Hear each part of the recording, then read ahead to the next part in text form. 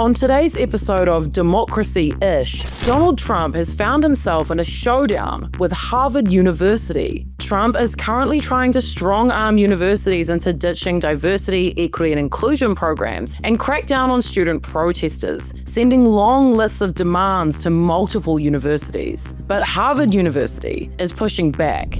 On Monday, they rejected all of the administration's demands. In response, the US Department of Education froze nearly $2.3 billion in federal funding for the Ivy League university. On Tuesday, Trump accused Harvard of pushing, quote, political, ideological, and terrorist-inspired notions. So how did we get here? What is the beef between Trump and Harvard?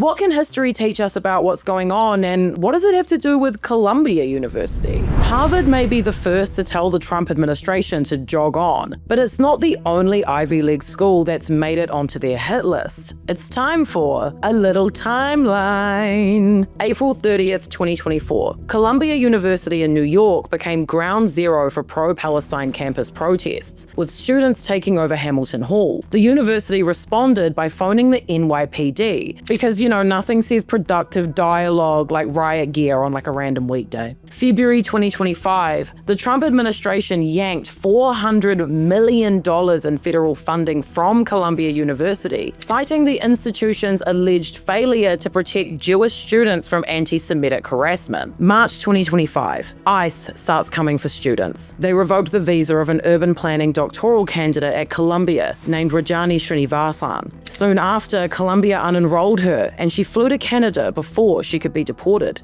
Days later, ICE agents arrested Mahoud Khalil, a recent Columbia graduate and protest leader who had negotiated with the university during the campus demonstrations, who this week found out he will be facing deportation. But himself and his lawyer are extremely concerned about the fairness of his trial. On March 13th, the government's Joint Task Force to Combat Anti-Semitism sent Columbia a letter with 9 demands, basically saying, if you want your funding back, here's what you have to do. March 18th, Columbia accepted the government's demands. From now on, students must present their IDs when asked, and face masks are banned if used to conceal identities, though they're still fine for religious and medical reasons. The university also announced it's hired 36 new security officers with arresting powers, all while continuing to rely on the NYPD for extra muscle. April 11th, the US Department of Energy, which funds research at numerous universities, decided to slap a universal cap on the indirect costs it's willing to finance for supported projects. The agency claimed this move would save the government nearly $405 million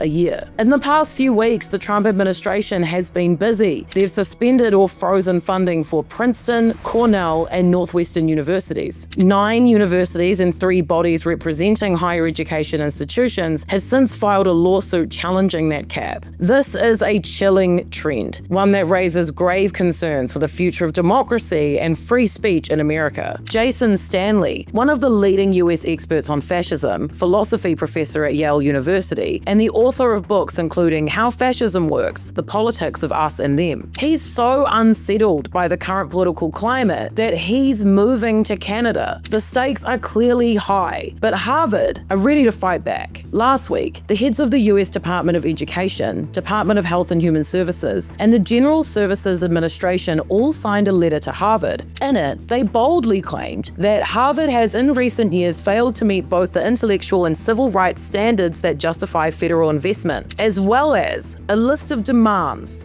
including but not limited to the following: promoting faculty committed to the Trump administration's demands of Harvard, as articulated in the letter, and reducing the power of faculty and administrators more committed to activism than scholarship, ending all affirmative action, faculty hiring, and student admissions by August, changing the admissions process to prevent admitting international students hostile to the American values, including students supportive of terrorism or anti-Semitism. I just want to note here that the letter fails to define what it meant by American values. Changing disciplinary policies and forbidding the recognition and funding of student groups or clubs that promote criminal activity, illegal violence, or illegal harassment. A lot of people are saying that that one essentially means a banning of protests, protests, by the way, for all the free speech folk in the crowd tonight, implementing a comprehensive mask ban with immediate serious penalties for violation, closing all diversity, equity, and inclusion programs, and offices carrying out organizational reform to ensure transparency with federal regulators. Harvard was given a deadline of August to implement the changes. That list is what some might call,